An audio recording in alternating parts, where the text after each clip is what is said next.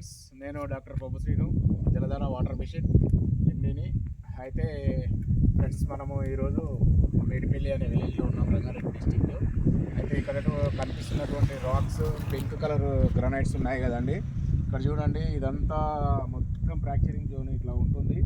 ఈ సైడ్లో ఫ్రాక్చర్స్, ఆ సైడ్లో ఫ్రాక్చర్స్, మళ్ళీ అక్కడ కంటిన్యూస్గా షీట్ రాకు. ఇక్కడ కూడా ఇక్కడ చూడండి ఫ్రెండ్స్, ఇలా ఫ్రాక్చరింగ్ ఉంది. ఇక్కడ ఫ్రాక్చర్స్, ఇక్కడ ఫ్రాక్చర్స్, మళ్ళీ కిందికి అది కంటిన్యూటీ ఉంటుంది. కానీ మనకు సబ్ సర్ఫేస్ లెవెల్లో ఇలా ఉన్నట్టయితే ఖచ్చితంగా 120-160 పింక్ గ్రానైట్లో అప్ టు 360 వరకు కూడా 360 ఫీట్స్ వరకు వాటర్ రావడానికి అవకాశం ఉంది ఫ్రెండ్స్.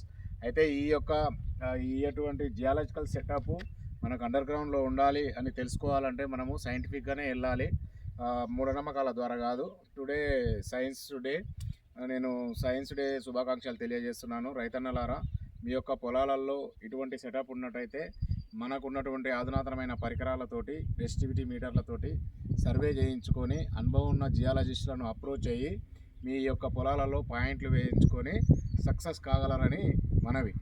ఓకేనా ఫ్రెండ్స్? ఇటువంటి రాక్స్ ఉంటే ఖచ్చితంగా వాటర్ రావడానికి అవకాశం ఉంటుంది.